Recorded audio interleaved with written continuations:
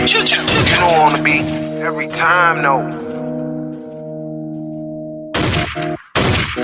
I would like to personally welcome you to Man Hour After Dark. Say that thing. While I bring you the host, Mike, Buck, and Cone. You know, they ain't more or less sports talk than what you about to hear right here. I second that. Go. You know that that's us when we talking about sports. Giving you facts on the field to the core.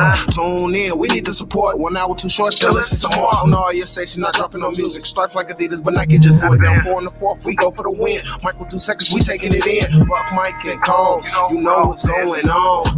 Man, now we're after dark, no LA. We the big spark. No 4th and inches won't cut you short. Got the best talking, it's all sports. Buzzing more than buzz beaters. We coming live all through your speakers. Go. And what is up, Man Hour Nation? Michael Buckhoster here with the Man Hour. Head over to manhourradio.com. Check out the merchandise page. And, of course, check out the blog section as well, as we do get the blogs up there every now and then. We're trying to be a little bit more digital about that, but it is going down tonight. Tonight, we do got some action-packed show. We are going to introduce a new segment today. It's going to be called Buy, Sell, or Sleeper. It's a play on buy or sell, but with NFL teams, we're going to break down all 32 NFL teams and give you a player to buy, a player to sell, and a sleeper pick for that team. And we're breaking down the Dallas Cowboys first here. Then we're going to talk some Green Bay Packers, some Major League Baseball, like a little bit of suntan foreign substance. And then, of course, we got Would You Rather. And then the Navy. The Navy is blocking a kid from playing in the NFL. So we're going to talk a little bit of that as well. But if you guys are new here, consider liking the script page, subscribing to the channel, and share this with a couple friends as well. But let's welcome the man, the myth, the legend himself, _Tori, Mr. Tori Anderson. What's going on, Tori? What is going on, Man Hour Nation? What is going on, Buck? About time you show up for work, buddy. I know, man. Like, you guys think like this is like this is my life over here. No. I definitely missed you. I mean, Monday, I was at the bank for, dude, I was there for 9 hours. We got there about 10:30 in the morning, and I think I finally left here about 8:45. So it was absolutely a long day of signing stuff and getting everything squared away. So, but how was your vacation, man? You went and saw Mama Anderson and went to Green Bay and hung out. Like, how was that? I did. So yeah, it was kind of my youngest niece's birthday was May 26th. Happy birthday. My middle niece's birthday was May 20th. My mom's birthday was June 1st. So it was kind of like, wow. Okay, I sent presents to the nieces. Cheers I took my mom to dinner. I was trying to set up time with my nieces to like, hey, let's go do something fun for your birthday. I couldn't be here. I sent presents. Let's go do something. Well, my middle niece was all about that. She's like, heck yeah, let's go do something. My 7-year-old niece, I said, hey, you want to go? You're done with school. Do you want to go do something fun one of these days? She deadpan looks me in the face and says, I have plans. Ooh, from a 7-year-old stood up. From a 7-year-old, I said, wait a minute, you have plans? She's like, I have plans. Come to find out, so they rotate every week for the kids getting watched. So her and a couple of her friends, the babysitter rotates houses every couple of weeks. Mm-hmm. Well, her friend Reese, they were at her house, who they are very wealthy and have like everything under the sun and a very nice pool. And I'm guessing that's why my niece did not want to hang out with me, because she could go swimming all day long. Right. So we do have some new faces. Well, not some new old faces here in the chat. Stacy, welcome back. I mean, she has been MIA from us here for a little while. And it happens to be, Tori, that the Reds are playing the Brewers, and you guys have a little friendly bet happening right now. Yes, the Brewers are in first place in the Central, and the Reds, are second from last, but they're only 4 games behind. And, this series could definitely even that out a little bit. So are you worried that you are going to get that Cincinnati Red tattoo? No, absolutely not. Because after this, I believe the Brewers play the Rockies, and then I think they play the Diamondbacks again, and then they play the Rockies again. So if you do not win, if you don't win at least 10 of those games, something's wrong. Something is wrong. This whole month, the Brewers just have a easy schedule. I think we got the Cubs thrown in there in the middle somewhere, and then at the end of the month. But Well, either way, Stacy, welcome back. I'm glad you are feeling better. So, for the people that don't know, Stacy was under the weather. She was in bed for a solid couple weeks here, and we have missed her a lot. I'm glad she is back here watching the Man Hour tonight, and she is a member. So, how you guys become a member and you get that little symbol right by your name? You simply head over to youtube.com/Man Hour, click on the join button, and as little as 99 cents a month, you can become a Man Hour member. And for 99 cents, Tori, you get one after show a week and discount on merchandise like the sweet shirt that I have on right here. For $2.99 a month, you get discount merchandise in every after show that we have. But then the fun happens at $5.99. You get a free t-shirt, all the after show footage, and after the break, I am working with some behind the scenes footage, so you get access to that as well. But then $9.99 a month, guys, you get a free hoodie every year you are part of Man Hour Nation. So $9.99 a month, you get a free hoodie, you get merchandise discounts, you get a free t-shirt, after show footage, and it is amazing time like all over there. We also have Bo jumping in the chat here. What's going on, Bo? As my chat goes way down on me, and Bo says Buck and Tori together is like peanut butter and mayonnaise. Man, that must be a northern thing, because like, aren't you a mayonnaise freak there, Tori? Like, mayonnaise is your thing? No, I just put mayo. Like, I put mayo on my burger. Like, I tried, like, somebody said, oh my God, dude, try, like, make a grilled cheese with mayo. I'm like, all right, I like mayo. I'll try it. It was awful. Don't ever do it. Don't ever do it. Don't ever do it. It's not good. No, I'm in my experimental phase with mayonnaise right now because I'm a Hellman's person through and through. But, since the Badgers were in the Duke's Mayo Bowl and won the Duke Mayo Bowl, I had to try Duke's Mayo. So what you're saying is you feel obligated to support the brand that you guys won, and I get it. I absolutely. And I will say they taste almost identical, but Duke's is actually a little more like smooth, a little creamier than Hellman's is. And I may be switching. I'm not gonna lie. Okay.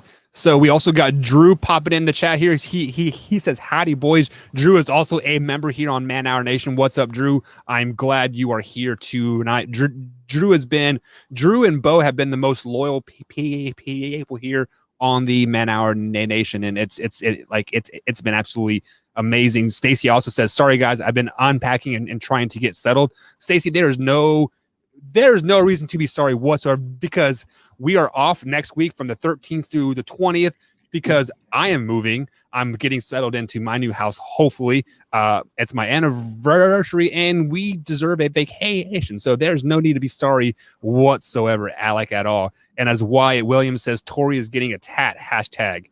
So shout out to Wyatt there for tuning in tonight. So we are definitely. Wait, did he say he was too busy to be on tonight? I believe he said it was his brother's birthday tonight. So that's tomorrow. But that's tomorrow. Was his brother's. Yeah, tonight is I think tonight is something with school. Yeah, it's probably his FAFSA or something to that effect. But nonetheless, it is me and Tori flying solo dolo tonight. And I want to start the show off, Tori, about asking about your Milwaukee Bucks.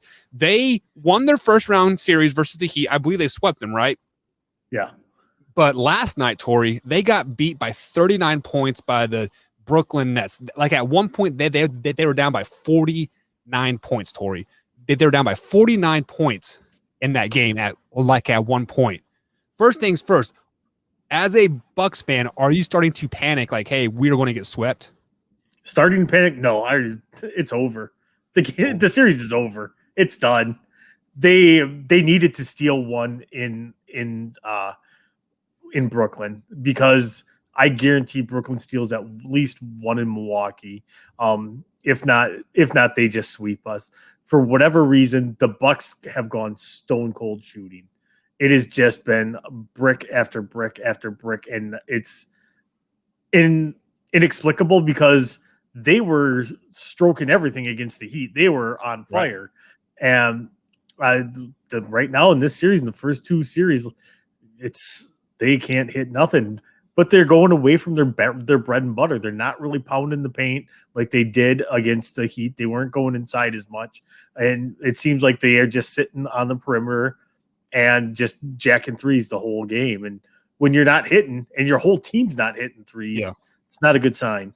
Yeah, well, and then I heard reports earlier today that Coach Buck was on his way out after this year. No matter how good he did in the playoffs, whether they went to the finals or lost in the first round, or so. Well, what are the reports and rumors up there? Like where you're from? Is Coach Buck out?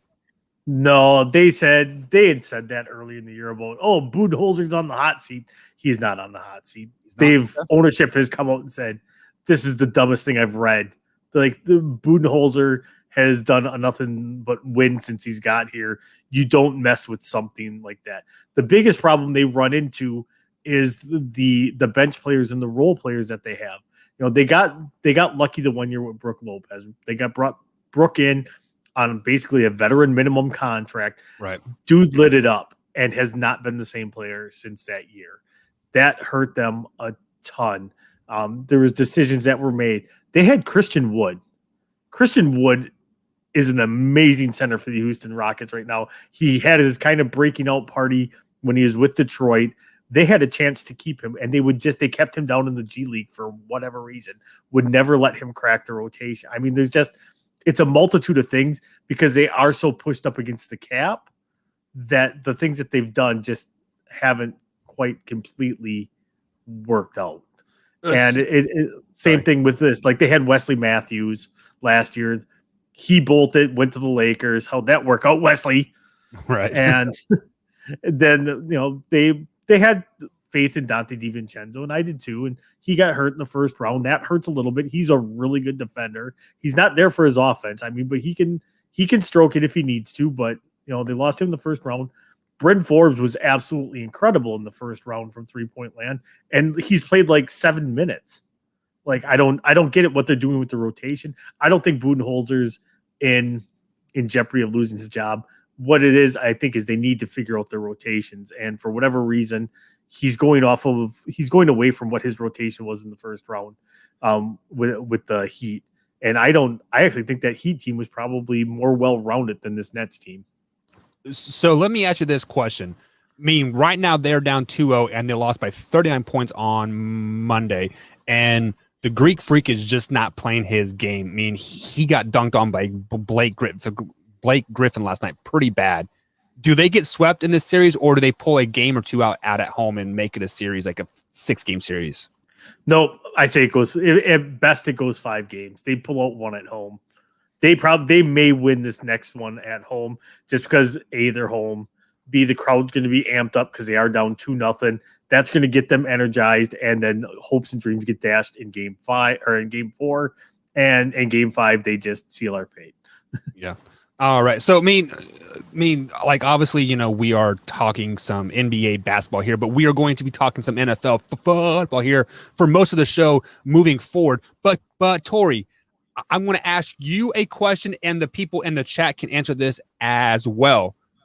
We're going to start a question of the day, and whoever can answer this question correctly first in the chat, you get entered into a drawing at the end of the month, and we're giving away a $25 Amazon gift card at the end of the month. So this first question here, Tori, when you spell out numbers like the number 1, 2, 3, etc., what number, when you spell it out, is every letter in alphabetical order? Any idea?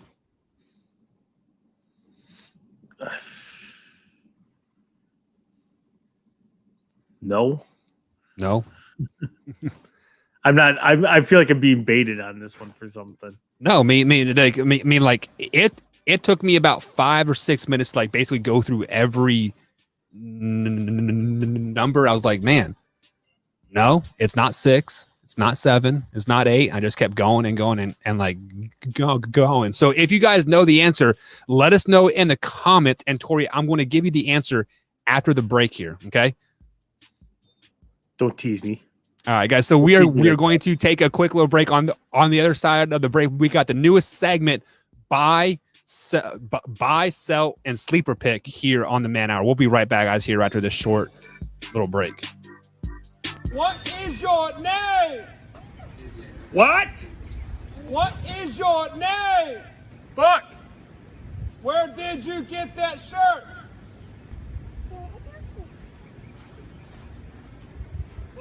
It's funny that you should ask that. Head over to manhourradio.com. You can pick up the shirt up. $15.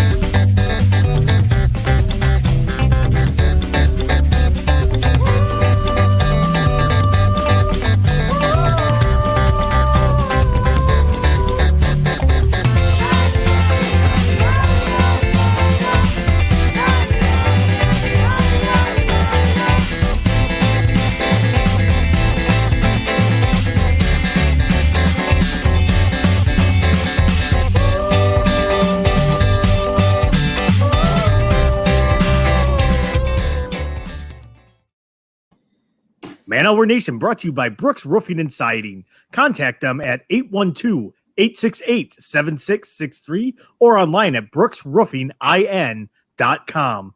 Brooks Roofing and Siding, protection you need when nature strikes. And welcome back to the Man Hour, guys. Michael Buckeyes along with Tori Anderson tonight. So, Tori, we did end the poll over here on youtube.com/Man Hour. Who was the better Manning? Is it Eli or Peyton? And at an 80% win rate, Peyton Manning is better than Eli Manning per the people over here on YouTube. Shocker. Okay, but before we get going, I am banning Drew from the show for this. Yeah. Hey, no. Nobody. I hates agree. Peanut butter cups. Nobody. I hate Reese's Cups. I love me some peanut butter. I can eat peanut butter. You're muted, buddy. Just for that comment, you are muted. Get out of here with that mute. But Reese's peanut butter cups, hands down, the most overrated candy out there. Overrated, 100%. Oh, you are so wrong. I am so right. Did you get to check out? Did you get to check out the show last night? I did a little bit. I mean, I was on to about 9:30. The end of the show. I did not. Sorry. So Wyatt muted me, except I had muted myself. I said, Wyatt, I have a serious question for you. I said, what about the Washington football team getting into it for Aaron Rodgers? As soon as he did, I kicked him off the show. Nice. Beautiful. Timed it perfectly. So before we went to break, Tori, I asked a question. What number spelled out is in alphabetical order from start to end? Do you have any guess at all? Any guess at all? No, I don't have the mental capacity to think of something like that after my day today. So people in the chat, do you guys have any idea of what that number possibly is? Let me give you a hint, Tori. It is over 35 and under 50. So it's got to be 40. It is 40. 40 is the correct answer. That is the only number that is alphabetically from beginning to end. So the number 40, FORTY, is in alphabetical order from start to finish. Crazy, huh? You think I got 2 minutes to count that high and spell? Yeah. I would have had to take my socks off. Twice. All right, guys. So let's get into the new segment here. And this segment is it is called buy, sell, or sleeper. So basically, we are going to give you three players, one to buy into that is basically going to have a great season. One person to sell that is going to be overrated bust type of season, and then one player that nobody thinks is going to have a great season. Hence the buy, sell, or sleeper.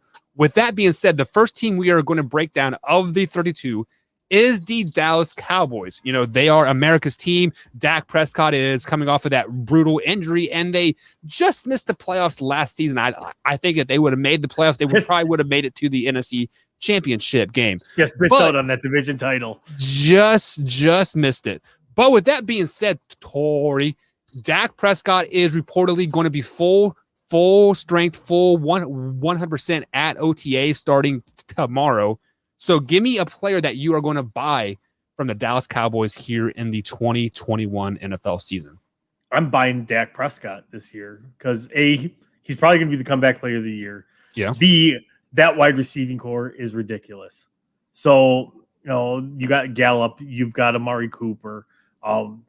This is a receiving core that is just going to get better, and it's going to obviously benefit from having Dak back this year, throwing to them. So give me Dak all day long. I know it's like the cop-out easy choice, right? But he's going to have a big year. The thing is McCarthy likes to throw the ball.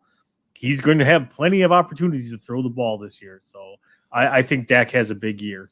And with that being said, my cop-out answer is going to be CeeDee Lamb. I think CeeDee Lamb is going to have a breakout season. He is going to have a great year because Amari Cooper is going to have, you know, require so much attention that CeeDee Lamb is going to be running under the middle and slant routes all day long.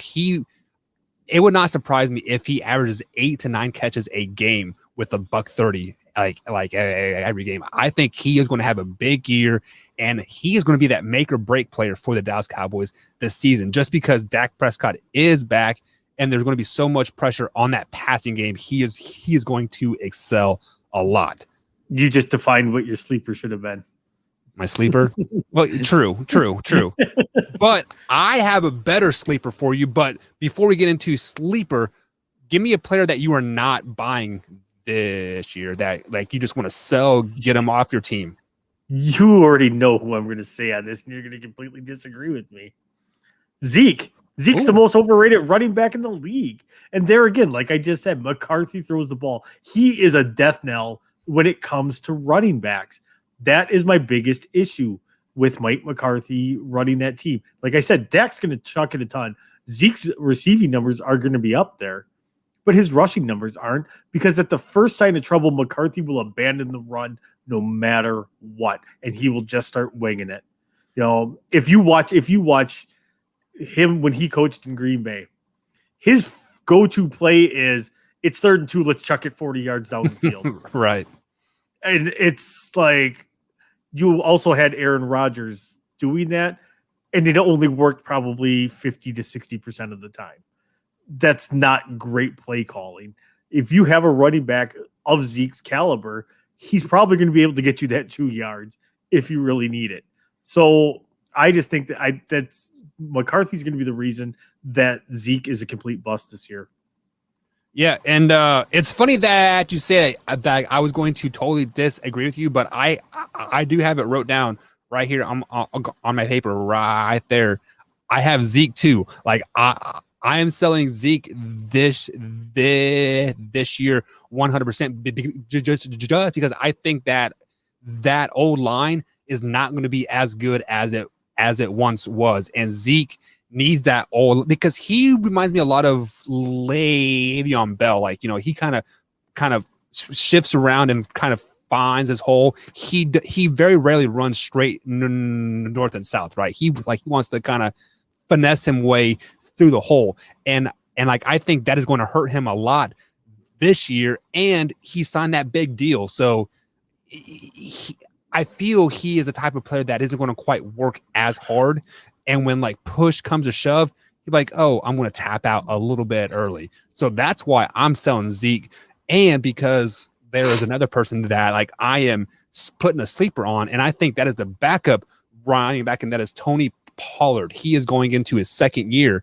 And last year, I was really impressed by him 100%. And I think Mike McCarthy was impressed with him too. And I think he is going to get the ball more. So that second running back Tony Pollard, he is going to be my sleeper because I think Zeke is going to have a down year. Tony Pollard is going to step up, making him, getting that contract type of year because, second year. So he probably has 2 years left on his deal, more than likely. So he is playing for the next contract and probably the next team. Is this his second or his third year? I thought this was his third year. It could be his third year. Yeah. He was the starter when Zeke was holding out. Yeah. Wasn't that last year, though? That's what I'm trying to figure if it was last year. The year I thought it was last year. Yeah. Pretty sure. Let me take a look here. I don't. CBS Sports, you used to be good. Now you're awful. So Tony Pollard is going into a second year from Memphis. No, his third year. This is his third year this year. Yeah, you're right. So yeah, he had started that first year, and he kind of caught fire. Yeah, like right from the get go, and they were like, "Do they really need Zeke?" Right. So, my sleeper though, I'm going to go over to the defensive side of the ball, and I'm going to go with Trevon Diggs. Oh, so Trevon Diggs, second year guy. I think this is the year he takes a big step forward because their secondary is probably the biggest question mark that defense has. And I think we see him step up, and I think he establishes himself towards the upper echelon of cornerbacks in the league this year. He's obviously got the pedigree. He's got the speed. He's Stephon Diggs' brother and runs probably just as fast. And the kid's a great corner. And I just think this is the year that he kind of steps forward. They already have him listed as the starter ahead of Lewis already at cornerback. So I think this is the year we're going to see Trevon Diggs become that household name towards that upper echelon. And, maybe by the end of the year, we may be saying he's a top 10 corner. So just to refresh here, we both have Zeke as our selling. Like, we think Zeke is going to have just a off year, and we don't really want him to have the ball that much. My buy player is CeeDee Lamb. Yours is Dak. My sleeper is Tony Pollard, and your sleeper is who again? Trevon Diggs. So that is going to be it for the Dallas Cowboys. So, Tori, what'd you think of that segment here? I mean, this is brand new. We're still trying to work out the kinks a little bit here. So you guys let us know in the comments. Let us know what you liked about it, what you didn't like. Tori, what did you like about it? I like about it because as we get closer to the season, it's something that we can keep going over as I start introducing fantasy football advice in with it. There we go. So let's go ahead and flash back to about 2 weeks ago when we covered the Dallas Cowboys. With Dak being 100% going into OTAs, do you have them being better than you had them previously? No, they're still a 9-8 team. I think you had them. I think so. It's like I said, I have no faith in McCarthy because literally McCarthy runs the same offense every single year. Right. It gets stale, so it's not hard to figure it out when you run the same stuff. So yeah, I mean, hopefully you can teach an old dog new tricks for the Cowboys' sake, because otherwise there's going to be drama in Big D 100%. But Tori, we are up against our next break here. On the other side of the break, we are going to talk some Aaron Rodgers and some more Aaron Rodgers. So guys, sit back and relax. We're going to talk some Green Bay Packers and of course Aaron Rodgers coming up here on the Man Hour. We'll be right back after this. Hey there, Mr. White T-shirt wearer dude. Mr. White shirt wearer dude. Do you wear the same shirt every day? Same shirt every day. Do you do the same thing every day? The same thing every day. Don't you worry, Mr. White shirt wearer dude. Now with Man Hour merch, you can spice up your style each and every day. From hats to beanies to shirts, we got you covered, Mr. White shirt wearer dude. Shop at manhourradio.com. T-shirts start as little as $15. Shop today. Why, thank you, manhourradio.com, for this awesome merch. Hats, t-shirts, $15. You can't go wrong.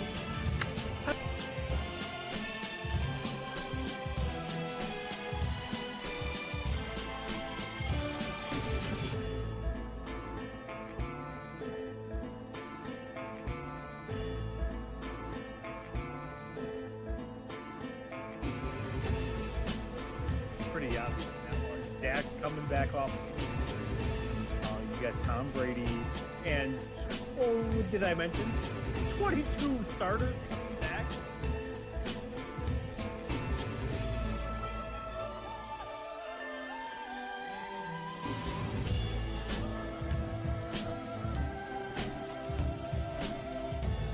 When I say Lamar Jackson is trash, I'm not saying he is the worst quarterback in the league, but he is definitely not the best quarterback in the league. When you say somebody is trash, it is based off the perception of the general public.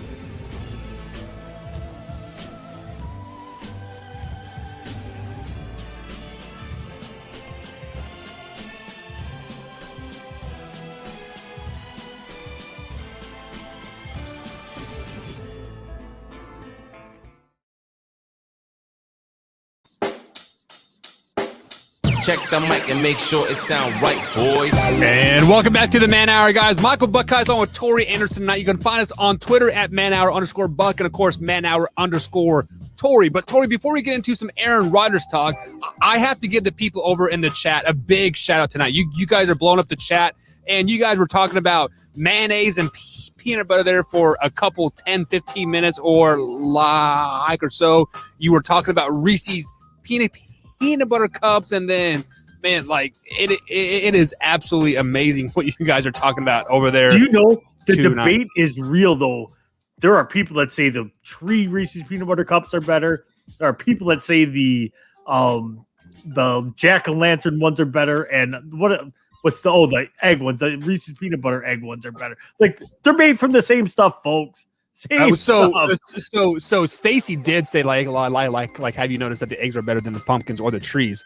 But you know, it is funny that you say that, because I drink Mountain Dew, and me and my wife drink Mountain Dew, and like I prefer it out of a fountain. She prefers it out of a can, but we both don't like it out of a bottle but it all comes from the same place, right? So, but there is a noticeable difference though between a fountain soda, a bottled soda, and a canned soda. Like, there is a different taste because it's three different sources.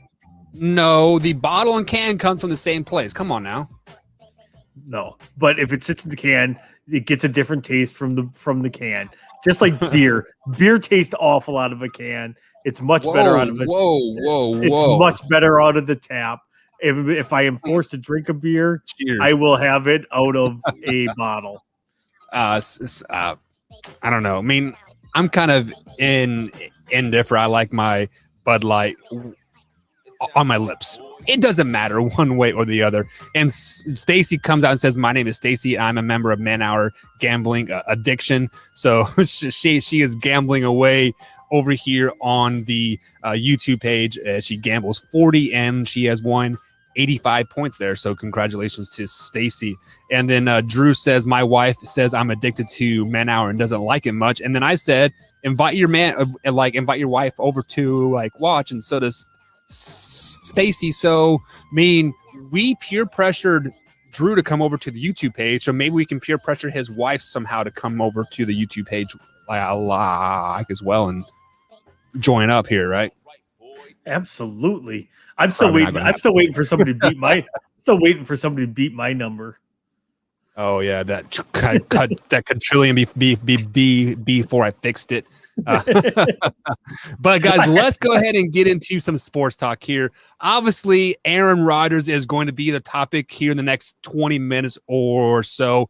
Packers OTA started today, and as reported, Aaron Rodgers did not show up to OTAs. So the Packers have been trying to get Aaron Rodgers to come back to the Packers since February.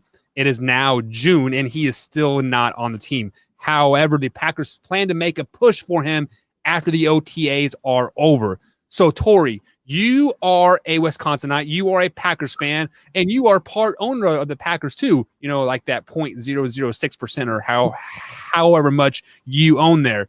Give me your best sell pitch to bring Aaron Rodgers back to Green Bay. Well, first I'm going to start. First, you kick me about the Bucks. Then you're like, oh, Reds, because they're up 1-0 already on the Brewers. And now we're going to go to the Packers. I mean, do you want to come over to my house and kick the dog too? I might as well at this point because that's what Aaron Rodgers is doing to your whole town. They're kicking everybody's dogs. No, the sales pitch. I mean, you have a Super Bowl ready team. Why would you not want to do that? You have guys that literally signed their extensions because they figured they were playing with you, which to me, still says to me, if he was that dissatisfied with the team, Bakhtiari never signs that deal. So there's just a lot of things. There's Tunyon doesn't sign his, stuff. Right. Devontae isn't like, yeah, maybe I'll come back. But now again, there's doubt there. So Devontae's really the only one now that is left that has the actual out. So the thing is he literally has a Super Bowl ready team that obviously has been to the title game the last 2 years and fell short. And I put a lot of that on the coaching staff, especially last year's game. I put onto the coaching staff to not have faith in your MVP quarterback to get you that touchdown to tie the game. So your pitch is just saying, hey, we have a Super Bowl ready team. Like that is your whole pitch, right? I mean, there's no like there's no contract extension, no guaranteed money. The thing is they've talked already about a contract extension with him, and I don't know where it's at because at first, there again, we all know it doesn't matter what line of work you're in. A company is going to try to get you for the lowest amount of money that they can. It does not matter where you are, and the Packers are a business. So at first, it was, hey man, we love you. We do want you to come. We're going to turn more of this into a signing bonus versus an extension, because what does that do? It helps them gain immediate cap relief to sign players, and B, it helps them try to keep building around him. That's where I always say where people are like, oh, he restructured. That's money he'll never see. I guarantee you, every player that's ever restructured wasn't giving back money to the organization. They were getting it, converted. So that was it. But he said basically, and there again, this is all second, third, fourth hand knowledge of the situation of I want an extension and a guarantee that I will be the starter through at least age 40. So that would be for at least the next 2 or 3 years. So what, he is 36 years old right now or 37? I can't remember He's 37. For sure. So you're looking at a 3-year guarantee that Aaron Rodgers is going to be the starter. Like, I don't think there has been any team that can guarantee any player, hey, you are going to be the starter for the next 3 years. I mean, just like what happens if you have a bust of a season? And can they like renege on that? Like, oh, sorry, man, like you suck. It seems absolutely crazy to me of like what Aaron Rodgers is like asking, and like, well, this is my biggest problem about the whole situation here is we have not heard directly from Aaron Rodgers. Like, why doesn't he come out and say like, hey, this is what I want? Like, whether it be a tweet or on the Pat McAfee show or something, just give us a bone, like don't let Adam Schefter pull stuff from here and make it a story. Give us a bone. That's not who he is, though. That's not who he is. It never has been who he is. He's a very low key, private guy. Like he wants people to respect his privacy, and just like he tries to respect everybody else's. So that's not him. That's not the way he's built. I will say the Packers are trying to do whatever they can to get him into camp.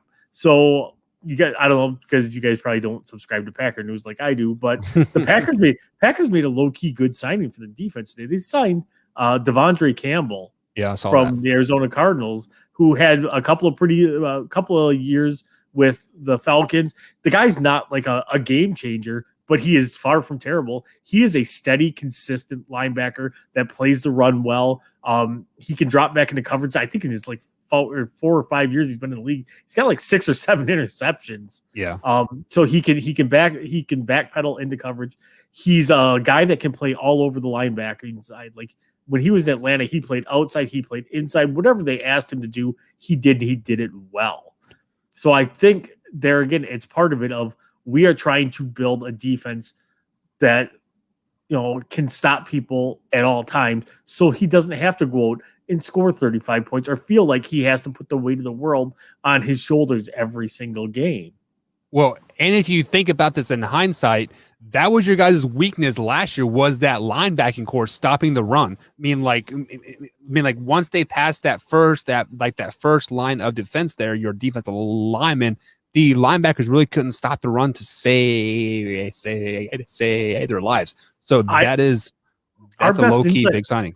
Yeah, our best inside linebacker was an undrafted free agent from UCLA, Chris Barnes. Right. And then he got hurt and broke his hand and was playing with the cast.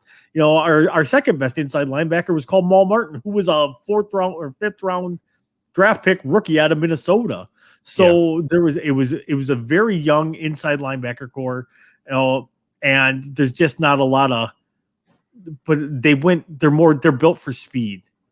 They weren't built to play the run. And there again, you saw that the year before in the NFC title game where San Francisco could just, all they had to do was give Mostert the ball and he was gone. They had a cough up the middle and they were gone. Yeah. Yeah. it was ugly. It's been the defense. It's been the defense's Achilles heel the last probably 4 or 5 years. The last time we probably had a really good inside linebacker was the year that they kicked Clay Matthews inside because of injuries. And he played really well at inside linebacker, but then they kicked him back outside. So I don't know. I get what they're doing. I see what they're doing. I see the plan. I see it formulating. Whether or not it gets executed to Aaron's liking, because there again, everything has always been Aaron's not coming back unless things are fixed to his liking. Right. What does that even mean? Very open-ended. Wyatt Williams entered their hashtag waffle. So Stacy comes out and says that I can't believe he actually left. Aaron Rodgers is actually still on the Green Bay Packers. He just has not reported to mandatory OTA. So technically he is still on the team. He hasn't left yet. The only way he will be leaving is if he retires or he somehow gets traded, and I don't see him getting Green Bay traded. Green Bay will not trade him unless he is adamant about not retiring and just sitting out. Yeah, and sorry. I think if he is adamant to just sit out and not retire and just not get it, at that point they'll wait till closer to the season. Yeah, and there again, at that point, it's a business move. Why not get nothing for somebody when you get a bunch for him? He's the reigning league MVP. And we'll get into that here in a little bit too. So I won't give away my answer to that. So, and then Drew says, of course you guys talk about Aaron Rodgers while Wyatt is away. LOL. See, that's what happens when I make the show is I basically have shows planned out for like the next week and a half. So, I mean, the days that Wyatt misses, he knows what's coming up. So it is kind of on him in the end. But to continue our Aaron Rodgers talk here, and Tori, you said this is a business move, and they won't trade him until they get closer to the season. So let me ask you this question here. The last 3 seasons, Aaron Rodgers has thrown for 99 touchdowns and 11 interceptions. What kind of trade value is there out there for a 37-year-old MVP that is playing at this level still? Pretty much asking thou shall receive at this point. So they could literally probably get 3 first-round picks and players for him at this point. Because everything you see, it still says around 3 first-round picks and players. And that needle hasn't moved, and nobody has questioned it and said, yeah, that's probably about right. So the thing is, it's who comes up with that king's ransom is going to be the main question. I said, honestly, I would ship him to Houston for Deshaun and just like an extra first-round pick. Do you think Houston would go for that? Just because Houston, they were looking to basically build a team through Deshaun. So they're wanting 3 or 4 first-round picks to build that brand new team. Do you see them building a team around Aaron Rodgers, though? I mean, I don't see that happening. I don't either, but I could see it getting traded. The last Green Bay quarterback that got traded to a not very good Jets team. So right. It all depends. And, he may have been a stopgap. Favre was Are a stopgap. you saying Aaron Rodgers for Zach Wilson? Hell no. Never. Zach Wilson is trash. So no, I don't see him going anywhere at all personally. I think he stays with the club. There again, Aaron's got two things that said, and this is what points me towards he's coming back. One, he's got loyalty. Two, he's got a lot of friends and he's loyal to his friends. So he has really good friends on this team that he absolutely enjoys. He can hate management all he wants. A lot of us go to work every day and get along with our coworkers and hate management, but we still go to work. Right. We may not like it. The only difference is that he has that option and he can absorb. Like if we don't go to work, we probably get fired. He gets fined $93,000 a day.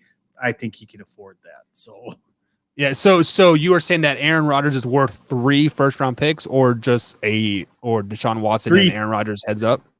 I've almost a heads up, but yeah, I don't know. But I would say, if anything, I bet they would go after the draft picks just because that's something, especially with the way Houston, I can't say they get traded to Houston. Whoever they're going to trade him to is not going to be probably as close to a Super Bowl as people like to think, just because they're going to try to send him to purgatory if they do. Because any teams, like, you want to trade your way out of here, you want to force a trade, we're sending you to, Jacksonville, or even though they got Trevor Lawrence. But so let me ask you this. Let me ask you this cool question here. Out of the teams in the NFL, what team would be that quote purgatory? The Jets, but they're not going to take a quarterback. Right. Not after, they're not going to do that. There's them. Philadelphia would probably be purgatory. Yeah. Philly, or maybe the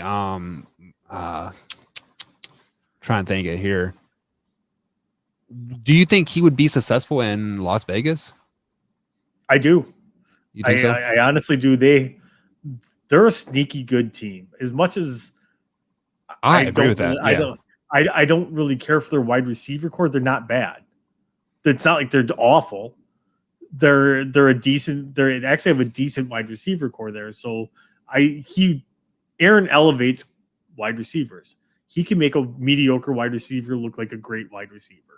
Same thing that Brett Favre did, and that's his style, because whoever he gets in rhythm with, whoever he gets comfortable with, that's who he's going to use, and he's going to make them blow up. Like say he gets traded to Las Vegas, maybe he falls in love with like a Hunter Renfrow, and all of a sudden we're all talking about Hunter Renfrow being a Pro Bowl wide receiver in the top 5, fantasy receiver in the league.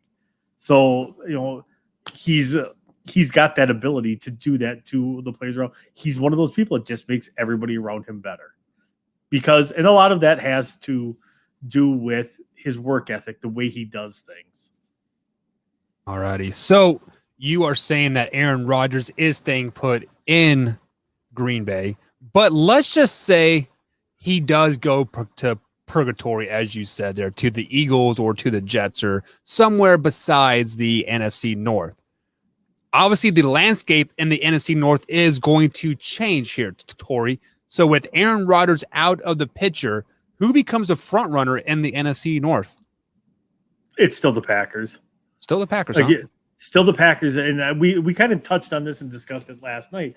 There is too much firepower on that offense and on that defense that for them to just completely fall off. There are so many weapons. They could dink and dunk it down the field on almost anybody with Jordan Love. If they decided they're not going to let Jordan Love throw the ball more than 10 yards to try to limit turnovers and to get his completion percentage up and stuff like that, they could do it. They could swing it to Aaron Jones in the backfield. They can do slants to Devontae. They can, do others. They can do cross slants to with Devontae and Amari Rodgers and MVS. MVS is obviously going to be your field stretcher. I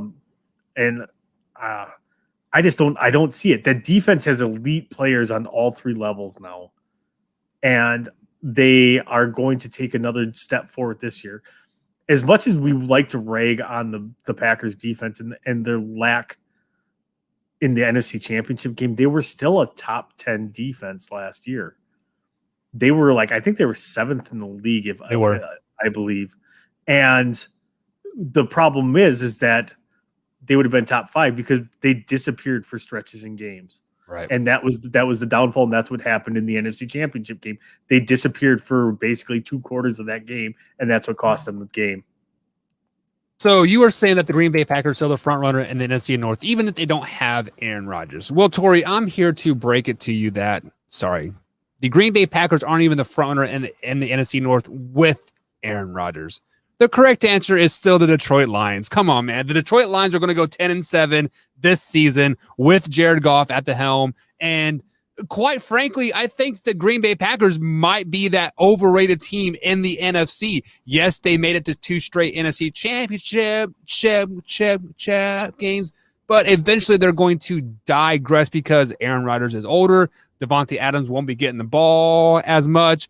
And there's going to be some turmoil and yada, yada, yada, because the Detroit Lions they're a young, fresh team. They got a new quarterback. They got a new coach. They got some new receivers. They got some new defensive players.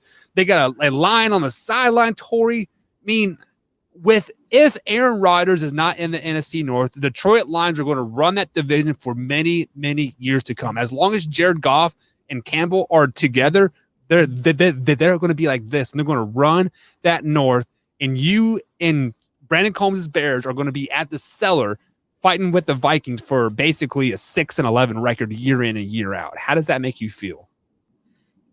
But you've got to remember, I've been with you for a while now. Nothing you can say absolutely shocks me at all. Like, it's I'm not going for the shock factor. I'm going to the fact that, yes, Combs is trying to say that the Lions got better or worse at every position, but it is all about culture and that team building, and just they're lifting them up. And all praise the Detroit Lions are going 10-7 and winning that division this year. Tori, what do you want to bet on it, Mike? What do I want? I want to bet a case of Mountain Dew. You're on. We're on. If Aaron Rodgers is not in Green Bay, the Detroit Lions will win the division. No change in parameters, because you said flat out. That's what we were talking about. No. You said flat out before that even with Aaron Rodgers, they weren't going to win the division. I did say that. You did say that. I did. So are you going to Wyatt this and waffle it, or are you going to stick to your guns? I'll stick to what my guns because what do I get? You want a case of Coors or are you a Brewers guy up there? But like either way, with Aaron Rodgers, the Packers are still 10-7, so it will come down to that week 15 game they play, or is it the last week of the season that they play the Lions? Packers play. I feel like it's every year that we play the Lions last game of the year. So it will come to that very last game, and the winner of that will win the division. I think it's at Ford Field, if I'm not mistaken, too. So give me the Lions, man. 10-7. Which I'm gonna say, I'm looking at the schedule. I am very happy again, because that means I don't have to sit at Lambeau like for 3 weeks in December. True. Because as much as I love going to the games, I do not like sitting there when it is 15 below zero. You also don't like losing the Detroit Lions at Lambeau when it's 15 below zero, man, because that would definitely hurt the soul, wouldn't it? How many times have the Lions won at Lambeau Field since 1991? Twice. Once. That was like 3 years ago. One time. Oh, that's damn. it. That's tough, man. They had lost. What was it? It was like 20. I think it was 26 or 27 in a row at Lambeau before they broke the streak, like 3 or 4. I take it back. It was six years ago, because my one friend Blake, who was a huge Lions fan, had passed away that year, and then that fall is when the Lions beat the Packers at home, and it was the first time they'd beat them at Lambeau since 1991. Interesting. That is a fun fact there. Like, I didn't know that, to be honest. So I was totally just pulling 2 out of my ass, because I figured they would at least, 3 or 4 like at least, but damn, once since 92. Yeah. Wow, that's a long time. Their chances are not good of beating the Green Bay at Lambeau. Well, speaking of chances that are not good here, Major League Baseball officials have come out and said that the reason why there's been so many no-hitters so far this season is because there's been foreign substances on the pitcher's hands causing the ball to break more and be more nastier, right? And that foreign substance, Tori, they said it's been sunscreen. Pitchers have been putting sunscreen on their hands to give that ball a little oomph, right? Are you buying into this whatsoever? No, not at all. I buy into it to their dead ball theory of, oh, we're hitting too many home runs. We're going to dead them. If anything, I'm not going to blame it on a foreign substance. I'm going to blame it on the deadened ball. For whatever reason, I think it gives it just that little extra kick. It helps it get a little more break. It helps the pitchers, obviously with their slider, with their curve, whatever they're throwing out there. It helps them just a little bit more because, if you're throwing it and it's dropping out of the strike zone at the last second and it's got that little bit of extra kick on it where they have that much less time to react to it, yeah, it's going to help the pitchers. I don't think it's the sunscreen thing at all. Yeah, because sunscreen's greasy.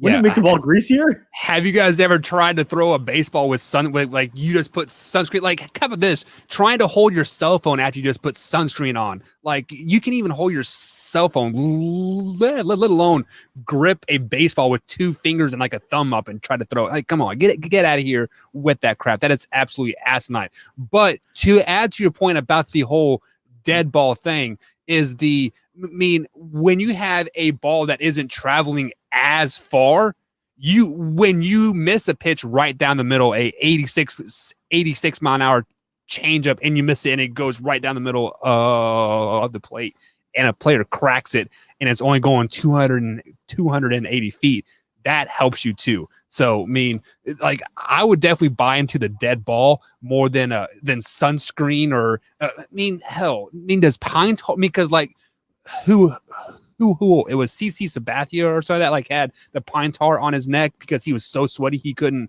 grip the ball, so it had pine tar. Does pine tar really give it that much extra to come on, man, I don't buy into this foreign substance crap at all. Go ahead. Well, as Drew had commented, when I need a little extra on the ball, I just rub a little jalapeno juice in my nose. Yeah. You put snot on the ball? Yeah, it adds extra 2 inches onto the drop, right? Isn't that what he says? I think so. Still, classic movie. What was it? It was jalapeno in the news, or in the nose, baby powder on the wrist, or something. Crisco on his wrist. Crisco on his wrist. Yeah. He's got stuff on his armpit, he's got all everywhere. I ain't got an arm like yours, kid. I got to do whatever I can to stay in the league. Yeah, so Bo actually kind of tries to Bill Nias here says that tar is a sticky and adds friction with a lot of spin. You still got to get it off of your hands, because it's a sticky on your fingers, so you still got to get it off your fingers, right? I think that would slow it down, wouldn't it? No, I think it might add more break, but yeah. But sometimes you want it. You want the speed taken off of it sometimes. Go big or go home, they say. Faster is better, Tori. Are you fast women, fast cars? Your curveball. I think Zach Greinke once threw a 58-mile-an-hour curveball in Milwaukee. I miss Zach Greinke in Kansas City. I miss him in Milwaukee because he never lost at home. Right.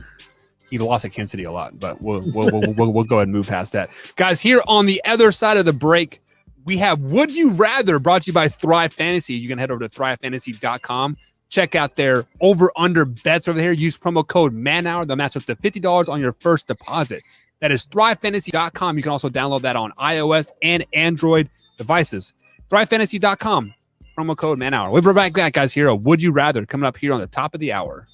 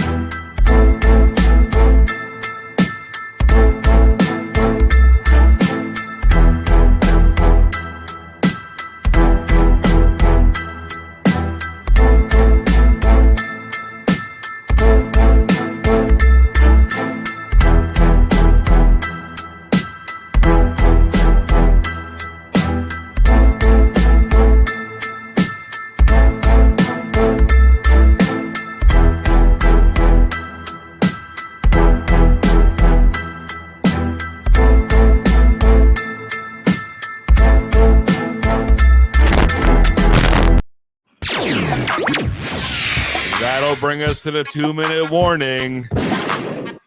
And welcome back to the Man Hour, guys. Michael Buckhouse on with Tori Anderson tonight. If you guys have missed any part of the show whatsoever, you can simply head over to youtube.com/Man Hour and check out the clips, as we do upload the clips each and every day over there, 5 to 6 times a day, depending on what day it is. But it is uploaded 7 days a week. And you can also find us on iTunes, Spotify, and of course, iHeartRadio, or simply head over to manhourradio.com and click on the podcast, and there's uploaded right there as well. We're also on Big X Sports Radio and 313 The Flash every Monday through Friday from 3 p.m. to 5 p.m. That is 96.1 FM here in Jeffersonville, Indiana, and 313theflash.com up in Detroit, Michigan. So let's go ahead and bring Tori back onto the show here. Tori, we talked a lot of Aaron Rodgers. We talked some baseball, but now it is time to get into Would You Rather, which is brought to you by Thrive Fantasy. Guys, you can head over to thrivefantasy.com. You can use the promo code MANHOUR and they'll match up to $50 on your first deposit. That is thrivefantasy.com. You can also find that on iOS and Android devices. So we talked some Cowboys and we talked some Green Bay Packers, but I want to flash back here to the Dallas Cowboys here. Obviously, Dak Prescott is back, but we don't know where his ankle is going to be. Once the season starts and you start taking hits and kind of like feeling the pressure of the season. So let me ask you this question here, Tori. As a backup quarterback here, would you rather have Ben DiNucci or Cooper Rush as your backup quarterback in the 2021 season?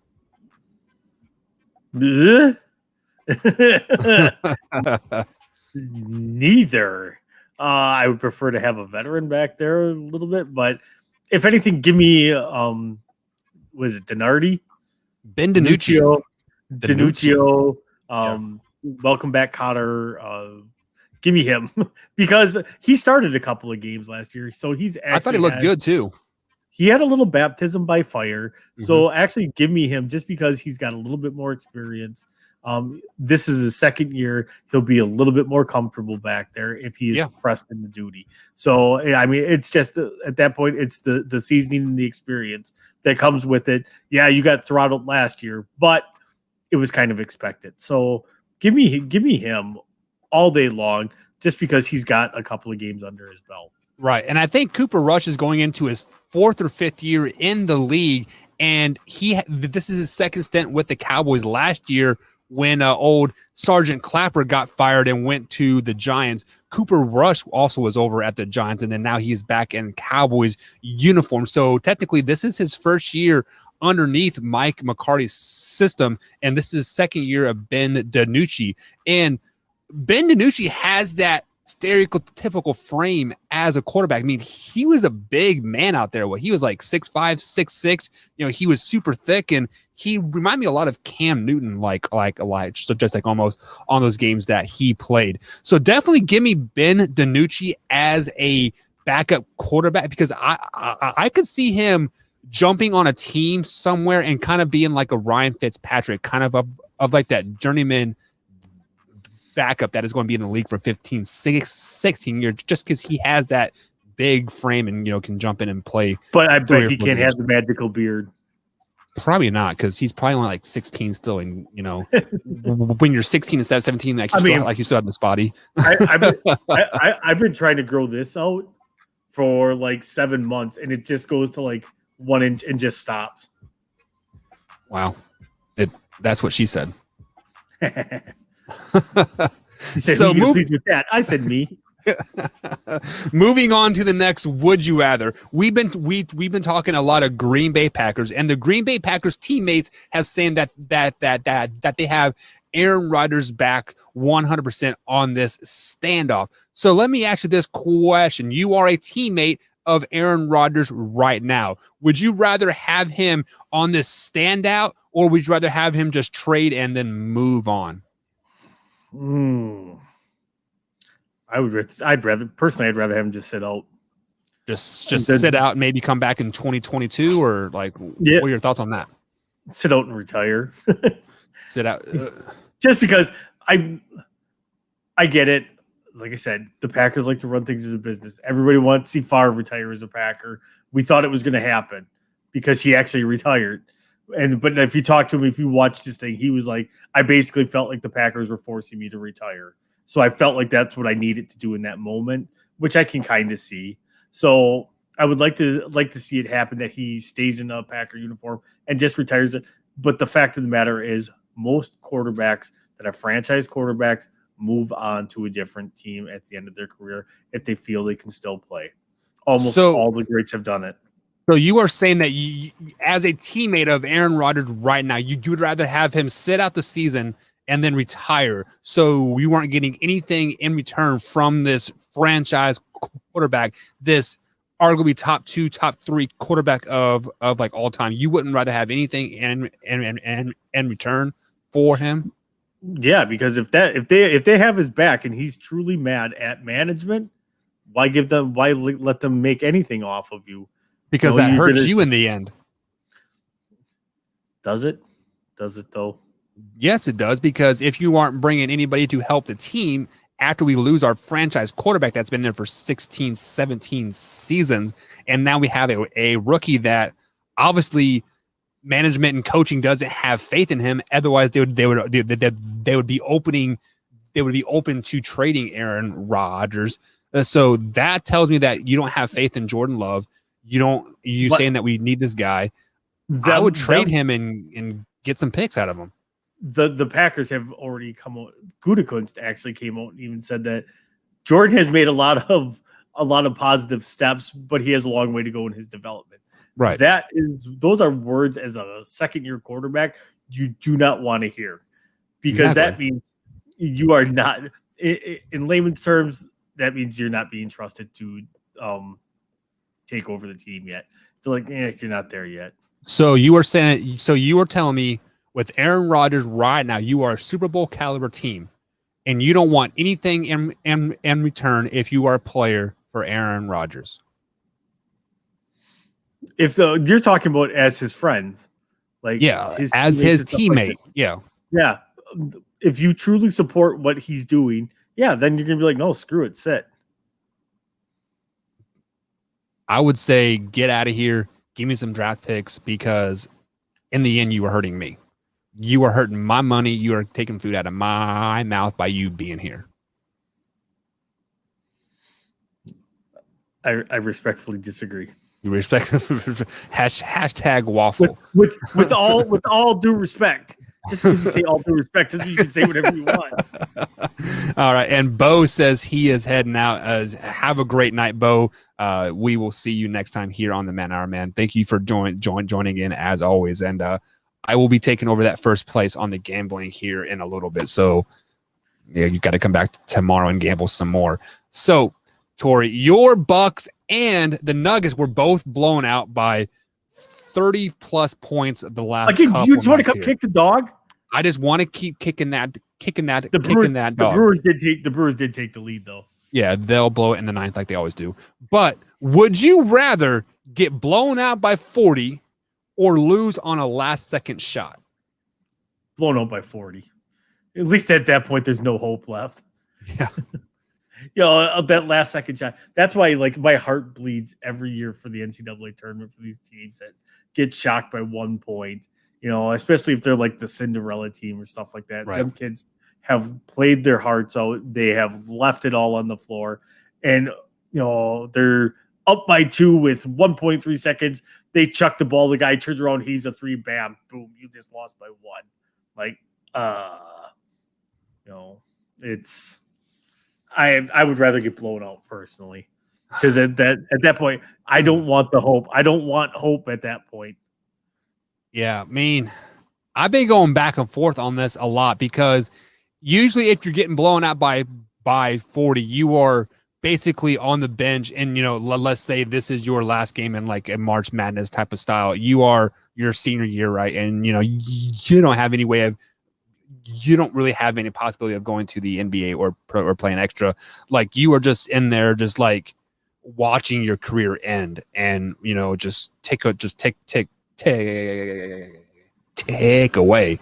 But if you are going to lose by a last second shot, at least you are in there and you are playing to the very last second of your career, right? So I have to go with the last second shot. I'd rather get killed quickly than that slow, agonizing death. People always say, how would you rather die? Cut the head clean off. Boom, last second shot. I am done. I don't want you to cut off my fingers for the last 7 minutes of like a game when I'm down by 40. That's absolutely crazy. Oh, don't you ever watch the NCAA tournament? I do. Enterprise runs ads every year about 80% of college athletes don't go on to play professional sports. Right. I was one of them. Yeah. Just hang the billboard. So, but that's where I'm like, you know what? I'm a person of processes. So if I'm getting blown out, by the time that game ends, I've already processed. This is it. It's over. It's done. This was my last game. Like, I am at terms with it. I am good with it. Whereas that last second shot there again, don't give me hope.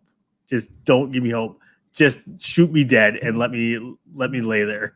Yeah, and Drew brings up a good point. He says, at least you can say you have the glory and respect of the other team/people instead of humiliation. Yeah, I mean, getting blown up by 40, that's humiliating, right? Well, I mean, did that happen regularly for you at K-State? No, we were actually pretty good. Yeah, I was gonna say, actually, you played on the teams that were good. Yeah, we even though you didn't know who Brett Bielema was and he was your defensive coordinator. I think our worst loss at K-State was against North Dakota State my first year there. That one hurt a lot. But there again, there are a lot of Power 5 schools that will not schedule North Dakota State because they think they'll lose. That was when they were on their come up. Yeah. Wisconsin will not schedule. Like, North Dakota State tried to schedule a home and home. Mm-hmm. Wisconsin won't do it. And I almost can't say I don't blame them, but I almost kind of want them to do it. Yeah. I mean, with Coach Klein, which is the coach at K-State now, he won 4 Division II titles in a row or something like that, maybe, or was it 5? Like it was either 4 out of 5 or 5 straight. Like, it was something ridiculous. They did there. Like, he did great things up there. But the last would you rather here, Tori, we talked about Aaron Rodgers and possibly being traded, and Jordan Love is the backup quarterback in Green Bay, and Kyle Trask has signed with the Tampa Bay Buccaneers. So, he was a second-round pick for them this year. So would you rather, Tori, sit behind Aaron Rodgers or sit behind Tom Brady? Oof. I would probably go with Rodgers just because he's so cerebral and his approach. There again, he doesn't have the titles that Brady does, but his passing stats, if you put them season by season, are 1,000 times better than Tom Brady's are. Right. He knows how to dissect. The guy can break down a defense like no other. And it's like I said, he doesn't make the mistakes. So, being a Packer fan my whole life, when we had Favre and we were down by a score and Favre was in there, it was hold your breath because he's either going to win this game or toss a pick. We knew that was going to happen. With Rodgers, if we're down by a touchdown, we're like, we got this. We're going to at least tie this game. Because that's the way he is. He just does not make the crucial mistakes usually. So give me him all day long. Brady does still throw quite a few interceptions. Brady doesn't have the best decision-making skills the thing is, you sit behind Brady if you want to learn about nutrition, how to play till you're 90. Right. How to pick up supermodels. How to win Super Bowls, apparently. But it's me, if I'm trying to develop as a quarterback, give me Rodgers just because of the way he approaches the game and the way he handles everything. You will never see him get extremely angry generally on the sidelines. Once in a great while. That's why the media will blow it up every time. So Matt LaFleur actually was on the radio last week. I can't remember which show it was. It was him, Sean McVay. It was a couple other coaches. And he called whatever play, and Aaron ran it, and Aaron was mad. And LaFleur goes, he came over to the sidelines and lit me up. He lit me up. And you know what? He was 100% right. because he changed the play to whatever, and it was just awful, whatever it was. And he's like, Aaron lit me up. And he's like, I'm not going to lie. He goes, the more I looked at it, the more I thought about it. He's like, yep, I screwed that one up. Yeah, so we've heard stories of like where Tom Brady doesn't ever let like a backup quarterback take reps or like anything like just like that. And we have never heard that about Aaron Rodgers. We've actually heard that Aaron Rodgers has really good relationships with their quarterbacks and helps them and progress and stuff like that. Every single one of them. Graham Harrell became like, you always like, I'll talk about like a lot of his best friends are a lot of times the other quarterbacks. It's the quarterbacks in the room. Like him and Graham Harrell were inseparable. So like their thing, and Aaron still does it, is like photobombing like when they would have the team captains for each game come out, Aaron will always photobomb whoever it is. Like he always does stupid little stuff. Like literally Lambeau will play all of his photobombs on the screen. And that's what he does. So like him and Graham Harrell used to do all that. Like they all get together, and like last year they did like a Billy Madison theme. So like Aaron dressed up as Ben Stiller as the caretaker. I know it wasn't last year, it was a couple years ago because Brett Hundley was still there. And I think that's the year we had Deshaun Kaiser. It was Deshaun Kaiser, Favre, Rodgers. God, I can't think of the kid's name that we had from Arizona State. Manny Wilkins and Tim Boyle, and they all dressed up as like characters from Billy Madison, like during training camp. Like they do stuff all that. Like he's really good about building camaraderie and making everybody feel welcome in the locker room. And you know, as much as they want to try to say Aaron's mad at Jordan Love, he has publicly stated, "I'm not mad at Jordan. It's not Jordan's fault. None of this is Jordan's fault." So. I don't know, give me Aaron Rodgers all day long, just because he is a much more welcoming person, I think, and very cerebral. Yeah, and I would pick Aaron Rodgers as well, simply because like I think he would let me learn, you know, like make me a better quarterback at the end of the day. And as Drew says, Tom Brady would compete with, or Jimmy G said that Brady would compete with the backups. I mean, is that a friendly competition to like get you better, or if it's to say I'm better than like you are? And to me, that is coming off as saying that I'm better than you are. That's why I'm picking Aaron Rodgers as well on the Would You Rather. So Tori, that is going to be it for the Would You Rather. We are up against our next break here. Ooh, excuse me. On the other side of the break, we are going to talk some Kansas City Chiefs. Of course, we got to talk to Kansas City Chiefs, and then some more Nets basketball, blowing out the Bucks, and the Suns blowing out the Nuggets. So we'll talk a little bit about that, and then we're going to talk about the Navy, Tori, with time permit. We're going to talk a little bit about the Navy in the Navy. Also, guys, coming up on the after show tonight, we are going to discuss, should coaches get fined for speaking their mind after a game? So if you guys are a member, be sure to tune into the after show tonight at 10 p.m. East Coast time, and we will talk a little bit of Bruins hockey and coaches in general. Not necessarily hockey, but coaches. Tori, sit back, relax. We'll be right back here on the Man Hour.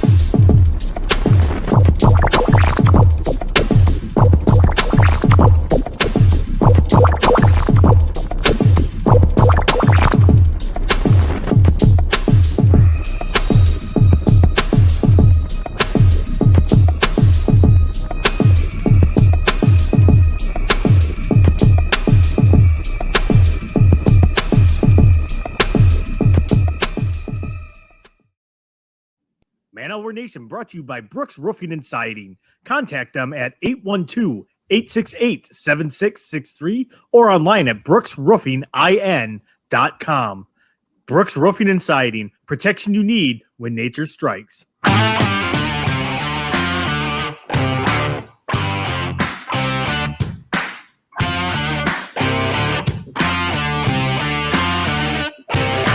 And welcome back to the Man Hour, guys. Michael Buckeyes on with Tori Anderson tonight. If you missed any part of the show whatsoever, simply head over to youtube.com/Man Hour, hit that subscribe button and hit that bell icon, and we'll upload the clips throughout the day, each and every day, Monday through Sunday, 7 days a week.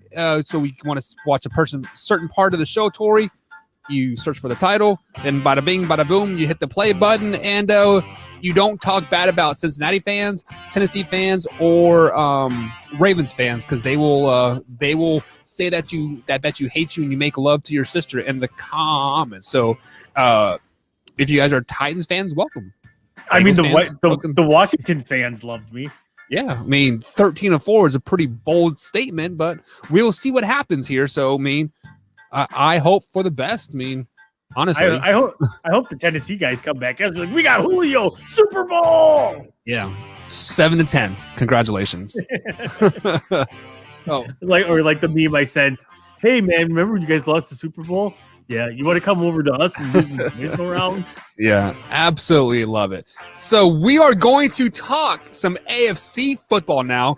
So last week we gave you guys a couple teams that could beat the Tampa Bay Buccaneers. Now let's talk about the Super Bowl losers of last year, the Kansas City Chiefs. So Tori, what AFC team or teams can beat the Kansas City Chiefs this year in the 2021 season? Every single team. KC sucks. Yeah, I'm just kidding. Extra facts. So I think that they're going to have their hands full this year, even in the division with the Chargers. Yep. The Chargers had a really good draft. They've improved that team. They improved their offensive line. I think Justin Herbert takes another step forward this year again and kind of solidifies himself as one of the great young quarterbacks in this league, which is going to make the AFC West one of the best divisions out there for a long, long time. Outside of that, you've got Baltimore. I know you don't like Lamar. I do think that they are still a legitimate threat for them. It's not so much Lamar. It's more their defense. If their defense can rebound from the losses that they had on the defensive side of the ball. And I personally think that those were just a little bit too great. You lost Matthew Judon. Granted, you still have Patrick Queen. That it's an organization that's notorious for having great linebackers, and they're down to back, just basically having Patrick Queen again. I don't know if Pernell McPhee's still there or not. I don't know if they re-upped him or not. I'd have to look that up. But if they bring him back, they got a chance. But I don't see anybody out of the AFC East being able to take down the Chiefs. Cleveland's another one. I would say probably the two biggest threats are Cleveland and the Chargers. Cleveland, I think I called them San Diego though. Yeah, that's fine. Used to it, right? We're used to calling them San Diego. So you're saying the Browns and the Chargers are the two threats in the AFC for the Kansas City Chiefs. I mean, first things first is I do like your Chargers pick, but I don't think they're quite there yet. They're a couple years out. Yeah. I mean, like, I hate saying they're a couple years out because the NFL is a win now league. Like, you really aren't building a team for the future. Because you never know when that career injury is going to happen. But that's not really true because a lot of teams do, no matter what, keep building towards the future. Right. But that number one domino that they all need though to build that future is a quarterback. Right. So and they have their guy. They have their guy. It's like I said, their offensive line was in question. They addressed all those issues. They signed Corey Linsley. They will have actually probably one of the better offensive lines in the league, I feel, this year. But again, the thing that we've talked about before, you got to learn how to lose in order to win. Right. And that's where I say maybe a couple years. They're going to be a good team. They're going to be a threat. I feel like they'll be a playoff team this year. They are probably going to be in second place in that division.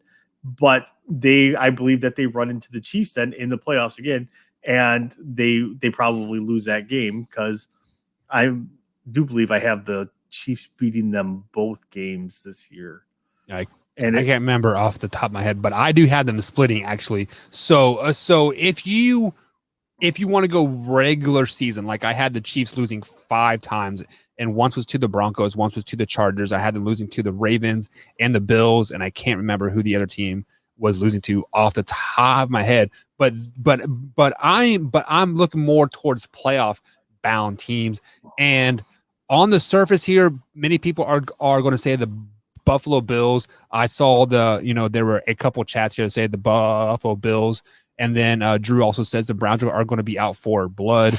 I think the Browns are going to take a couple steps back this season, just because we are always saying that they are 1 or 2 seasons away. Well, I think the Browns progressed 1 or 2 seasons ahead last year, so we're going to see them maybe get that egotistical type of thing, and they're going to digress a little bit here. Drew also said the Cardinals. The Cardinals are a NFC team, unfortunately. So we're talking strictly AFC teams here. So AFC teams here, off the top of my head, the teams that scare me in the playoffs are the LA Chargers. I think the LA Chargers legitimately have a shot of knocking off Kansas City in the playoffs this season. Everything that you said, Tori, like you have to learn how to lose before you can win. Do you realize that the LA Chargers were 9 plays away last year from going 13-3? Oh, absolutely. They were 9 plays away of going 13-3 last season. So they are right there. So like if the ball would have bounced 1 or 2 more ways their way last year, they would have been in the playoffs and they would have been a threat, and then they would have learned how to lose then to like win. And it still cost Anthony Lynn his job. Right, which is absolutely ridiculous. I think that is the dumbest thing ever, because I really hope Anthony Lynn gets another shot, because he kind of got hosed with the Chargers. He did 100%. So I'm going to throw the Chargers name out there, and then I'm also going to throw the Pittsburgh Steelers. As we saw the Pittsburgh Steelers collapse at the end of the season last year, but that was because they played like 3 games in 15 days or something ridiculous, like that. They played a Tuesday, Sunday, Thursday week, and like that was basically the whole demise of their season. And I think they're out there for one last ride. So I'm scared of the Pittsburgh Steelers too. Yeah, and I would throw the Bills in there, but there's a wild card on that Bills team. One, they could step back. I personally hope they don't, because I picked them to go like 15-2. But for them, the big thing is trying to establish a running game. Right. They haven't been able to do that, and if you don't do that this year, the teams are going to catch on to that, and they're just going to drop 8 back into coverage every time, bring 3 guys, because they know you're going to be no threat to run the ball. You're just going to try to dump it off or chuck it deep. So I think that's the big thing for them, because I really hope the Bills have a great year. I believe I have them losing to the Chiefs in the AFC Championship game again this year. But but you said there are no teams in the AFC East that you are worried about. I did, and then I completely forgot about the Bills. Right, but I want to throw one more team out there, and that is the New England Patriots. So the NFL is a copycat league, whether you guys want to admit it or not. When one thing works against a team, quote, laying out the blueprint, many teams will follow that. And Bill Belichick is a genius at following the blueprint. The Tampa Bay Buccaneers last year threw out the blueprint of how to beat Patrick Mahomes and the Kansas City Chiefs. If the New England Patriots make the playoffs and they play the Kansas City Chiefs, I am worried about the New England Patriots too, because of Bill Belichick. I could see that. I just don't think that the Patriots are going to make the playoffs this year. I'm worried about Cam. I like Cam, but Cam's arm is dead. It is just, I don't know what's happened to it, but he struggled to throw the ball past 10 yards. Well, I can tell you, I from a person that had his shoulder torn to pieces in college, that has very little movement.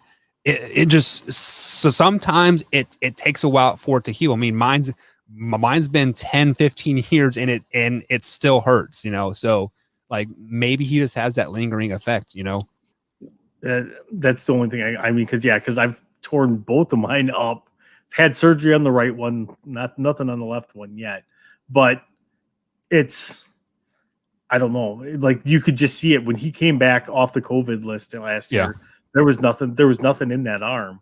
And I'm guessing it's because, man, he took a lot of abuse and a lot of hits when he was in Carolina. And it's the reason he sat out on the free agent market as long as he did. It's the reason that they drafted Mac Jones. So, and they needed a quarterback anyways because he's been in the league for what, 10, 11 years, right? Right. So, I mean, there's, as the old Wyatt Williams always said, it is better to have something when you don't need it than to need something when you want it, type thing, right? Is that what he says? Right. Yeah, whatever I that. don't. He says a lot of things. Whatever that proper term is there. So let's go ahead and transition gears back into the NBA here. We saw the Nets and Suns both blow out their opponents on Monday night here. Are we going to see a Phoenix Suns and Brooklyn Nets finals this season, Tori? You're half right. I think we see the Phoenix Suns. I do think that the 76ers, with a getting healthier Joel Embiid, beat the Nets because the Nets can't stop anybody inside.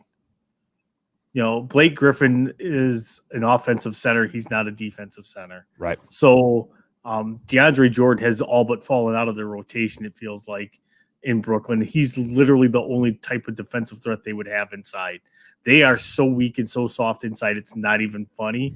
Which there again, the Bucks, going back to the Bucks with that, it's Giannis tried to drive the lane, kick out for three was the MO last year. Now it's just nobody goes inside apparently, except for Brook. And if you look at the series against Miami, when they had Brook going inside, they were killing them because they had no inside game either. And I think they almost need to get back to that. So if you have a big man inside that can handle it, you can handle the Nets. You can slow them down. You can stop their from launching threes. The Sixers, I think, are a better defensive team. Obviously, way better than Milwaukee because Milwaukee couldn't, stop anything. Right. So, which is weird to say because they finished like 6th in the league in defensive rating this year. Like they weren't a horrible defensive team. And they actually handled the Nets pretty well during the regular season. But I think the Sixers are better defensively. If they have Embiid, playing the 5, if they let Ben Simmons slide down to like the 3 or the 4, they're better off. And I think that they can take out the Nets probably in 5 or 6 games. So before I post my thoughts here, a Drew Ass is hard and done for the season. No, he is day to day with that growing injury. Basically, when the Nets sweep the Bucks here in the next few days, him sitting out for a week will definitely help the Nets because I believe that Hawks 76ers series will go at least 6, if not 7 games. The Hawks are playing really, really good basketball right now, I think, and like they will get there. So with that being said, with the what you said about the 76ers beating the Nets earlier in the season, yes, that is true, but they also didn't have their quote team together either. Kevin Durant was missing a few games. Kyrie Irving was on those personal days, on the banana boat partying up. So I think the Nets are going to make it to the finals, as much as that hurts me to say, because I was hoping the Nets were going to lose in the first round, to be flat out honest. But I think the Nets are going to go to the finals. But I am liking the LA Clippers. They had a tough first round series, but Kawhi and Paul George, they're coming around, and I have faith in the Clippers. I think the Clippers are going to upset the Jazz, and then they will upset the Phoenix Suns as well, and they will make it into the finals this season. And I think Kawhi Leonard gets his 4th ring or whatever it is, or fifth ring or something.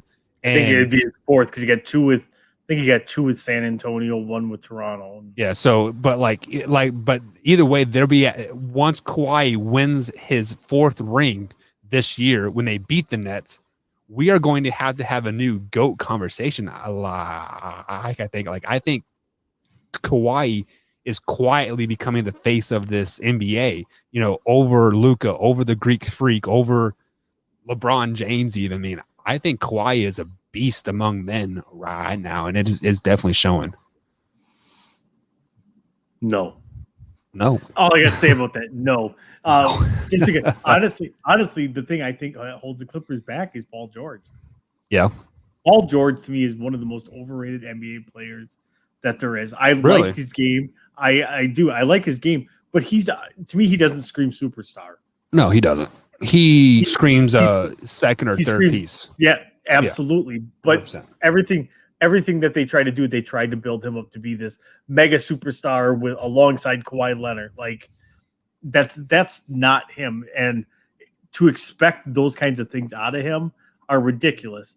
So it was like a couple years ago when the Bucks re-signed Chris Middleton, and they ended up having to trade Brogdon away because otherwise they would have went into luxury. Everybody was like, "Oh my God, that was the worst signing ever." He's older, blah blah blah blah blah. All Chris Middleton has done since he signed the deal was make the All-Star game every year since. He's a quiet 20-point a game scorer, and everybody still wants to treat him like he's the third or fourth fiddle when he is an actual second star on a team. It's because of the market we play in that he's not considered a star.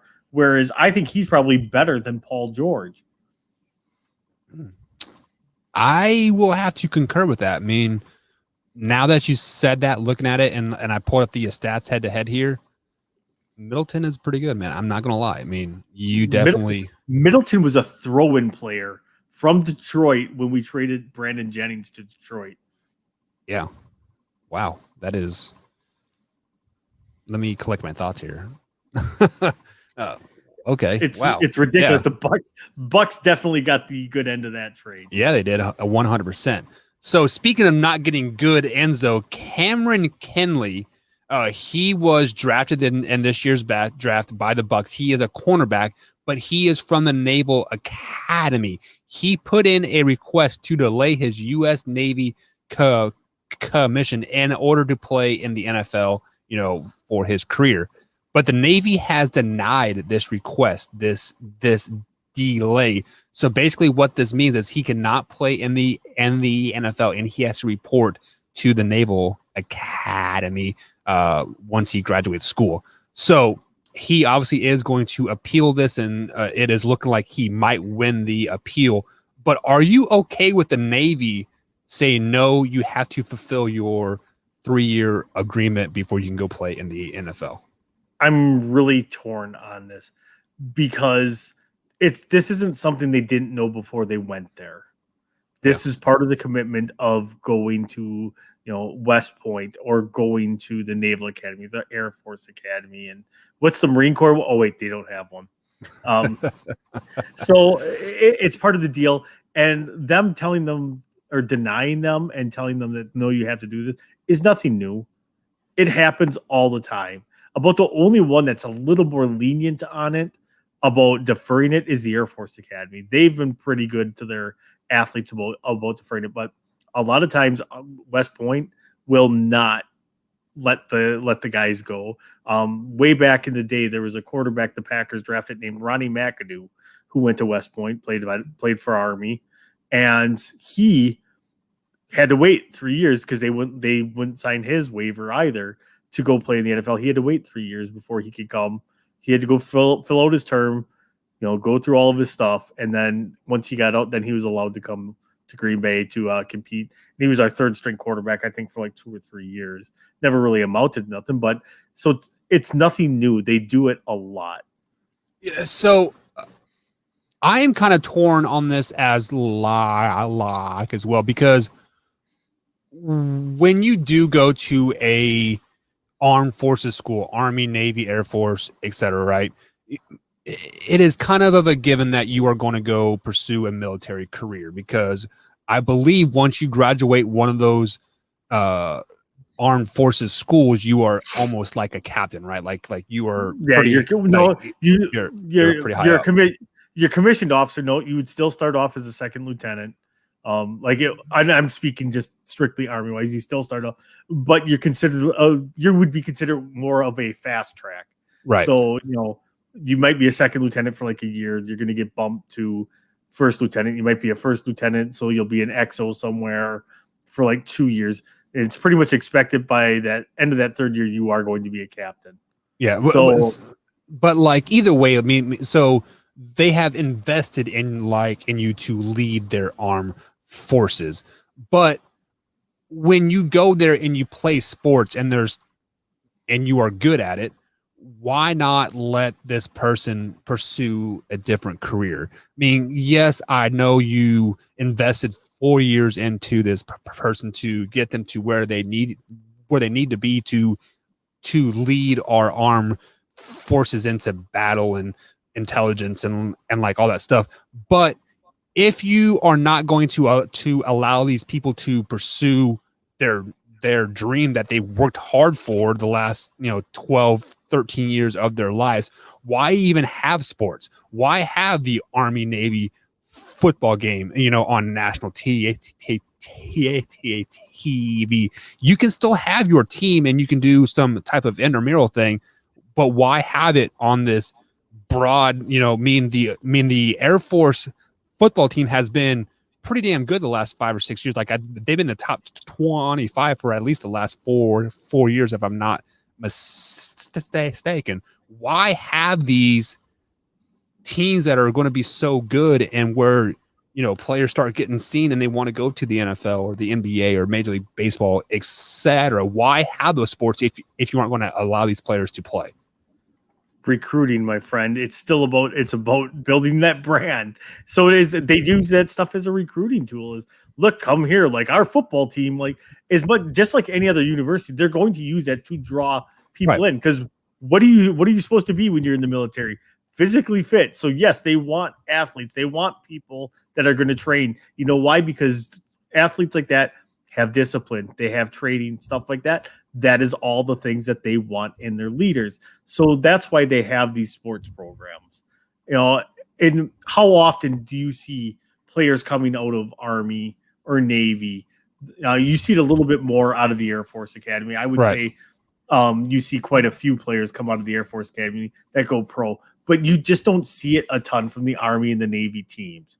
There's just not always those types of players on those teams. And a lot of them might go and do their commission and try the NFL, as a walk on to be like, if I get a tryout, I get a tryout, after their term is up. But it's normally those guys don't have the types of career to warrant going to the NFL because those teams aren't recruiting NFL type talent. Right. So let me ask you this question here because I do not know whatsoever. I mean, this is totally me shooting in the dark. When you go to a armed forces school, are you signing a contract to join the Army in the end? Yes, you are. That is part of your That is part of your commitment to the school because you become out a commissioned officer.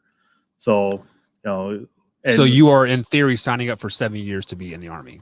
Essentially, yes. Okay. Yeah. Like I didn't before I spoke on it. I wanted to know that answer. So what happens if you get hurt when you play ball? You tear a ACL. Do you get kicked out of the Army? No, because even nowadays in the Army, they wouldn't kick you out because it's not a career ender. It's not ACLs aren't like they were 20 years ago, where it might be like, oh my God. But now it's like, 6 months, you're good to go. Okay, so I mean, I'm what can get you kicked out of the Army now, or the Air Force? Cancer. This guy. So it's just things like that. So cancer, any kind of debilitating, if you became diabetic, which I'm just hitting them out of the park with my ailments here, but stuff like that. Anything that would cause you to not be able to perform at peak performance without the aid of medications. Gotcha. All right, guys. So we are going to take our last break. On the other side of the break, we got the infamous shot talk coming up. So if you guys want to talk anything, let us know in the chat. And bone spurs. Does Drew have bone spurs? I'm guessing maybe. I don't know. But we will. anything you guys want to discuss, let us know in the chat. We will bring it up and we will talk about it. We also got the after show starting here in about 15 minutes as well.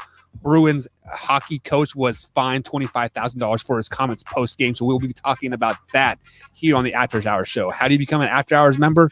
Simply hit on that join button at youtube.com/manhour, as well as 99 cents a month. You get access to the after show tonight.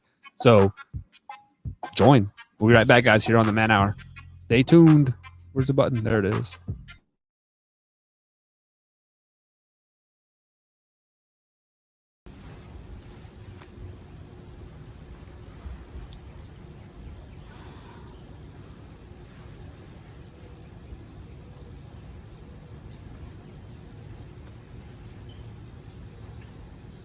manhourradio.com.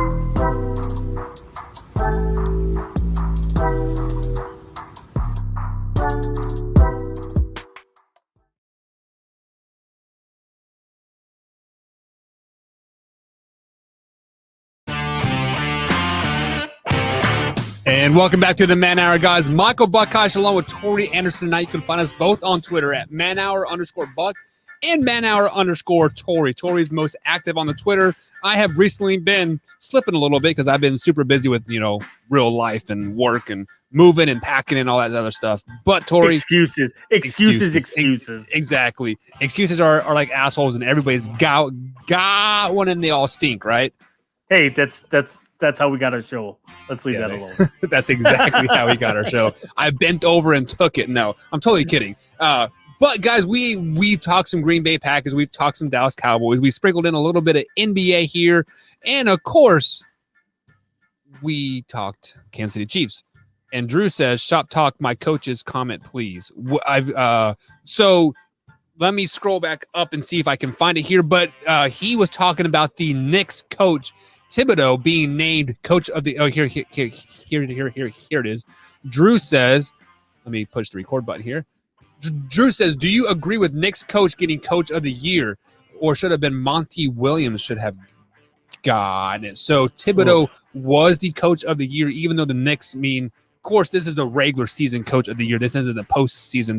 The Knicks got knocked out in the first round by the Hawks. So, do you agree with Thibodeau getting coach of the year? I do. This New York Knicks team kind of came out of nowhere to be a number 4 seed this year. This is obviously a downtrodden franchise that has not been very good for about the last 10 years. So I think 100% Thibodeau should get it. I really like him. I like the way that the Knicks are headed. Every year they always talk about the Knicks have all this money. This superstar is going there. This superstar is going there. So what was it? Before it was Durant. Not going to happen. Kyrie, Kyrie's going to go there. They're going to team up there. Yeah. Well, they kind of did. They went to Brooklyn, but they, they have all this money. They're going to sign Giannis. Guess what? Giannis signed his deal. The thing is they are now actually going to become a free agent destination again, I believe. Right. Because I think that front office finally has it figured out. I think maybe James Dolan finally got meds or something that he stopped messing with everything. Because and maybe it's a fluke. Who knows? But this is a team that is ready to add another player. They have the cap room to add another player. This is a team that's only going to get better. I still think even with the deal that they signed Julius Randle to, they still got him at to me a bargain price. Yeah, so the New York Knicks won 41 games this year, guys. 41 games. So let's flash back to 2018. They were like 11, 12 win team. Like let's go ahead and throw out all of last year because that was a shortened season and I don't think they made it to the bubble. So I think they ended up playing like maybe 15, 20 games. But they were 11, 12 win team for three or 4 years in like a row, and then they drafted PJ Washington and they drafted the kid from Duke. Was it come on, help me out, the guy from Canada. Oh, what is his name? Shoot, his name's slipping my mind now. Are you talking about Kevin Knox? No, yeah. Well, they drafted Kevin Knox, yeah, and then RJ Barrett this year. That's who I was thinking of. So, like they have built their team from the draft. And it was not a free agent. So, when a coach can like gel all this young talent together and win 41 games in the NBA, and the East was pretty good. I mean, yes, people always say, "Oh, the East is very, very top heavy," but there's a lot of young teams, and like the Hawks are good. Let's even throw in the Hornets and the Pelicans in there. They are good, solid teams in there, and so he definitely deserves it. 41 wins for the New York Knicks. To me, that's definitely coach of the year material. So yeah, because Monty took over in Atlanta, right? I believe so. Yeah, because whoever their coach, I can't remember who the coach was that they fired early on in the season. But yeah, I will say because they were like awful at the beginning of the season, and so Monty didn't even get a full season under his belt and he righted the ship, but nothing. The Hawks were expected to make the playoffs this year. Yeah, they made the playoffs a couple years ago when Trey Young's first year. They snuck into the playoffs. No, I don't think they did. I thought they did. I was like, this is the first time. No, this is the first time they made the playoffs. Okay. But they were expected to take that step and be a playoff team this year. Where again, the Knicks were picked to win, I think, like 20 or 25 games this year again because the Knicks are the Knicks. So Monty is the Suns coach. Okay, yeah. 51 again, wins for them, but they were kind of expected to be this good though too. Well, they were expected to be better. I don't know about 51 win good, but the point god's immortal apparently. So Chris Paul was the big difference in that team, and I don't think it had so much to do with the coaching of Monty Williams as it does with bringing Chris Paul in to bring it all together. So let me ask you this question: because Chris Paul is almost 40, isn't he? He seems to be in the league forever. 36. I think he's 36 or 37. So he turned down a $44 million a year to sign with the Suns. No, he's expected after this season to turn down his $44.4 million player option. Yeah. To seek another $100 million contract. And they think he's going to get it. Really? 36-year-old point guard. This is like his 15 because he went from the Pelicans / Hornets to the Clippers, and then from the Clippers to the Rockets, and then from the Rockets to the Thunder, and from the Thunder to the Suns. Yeah. People pretty much wrote him off when he went to Oklahoma. Like they thought he was done. And all he did was almost lead that team. And actually, he led that team to the playoffs. Yeah. So I don't know. That's just crazy to me. But are you ready to start the after show there, Tori? Yes. All right. So guys, we are going to go ahead and end this live show right here, right now. If you are a member, click on the members link there. I posted a link in the chat. Head over to the after show. We're going to talk Bruins hockey. So if you are a member, join us, guys. We'll be over there momentarily. Have a great night, Man Hour Nation. Rise up.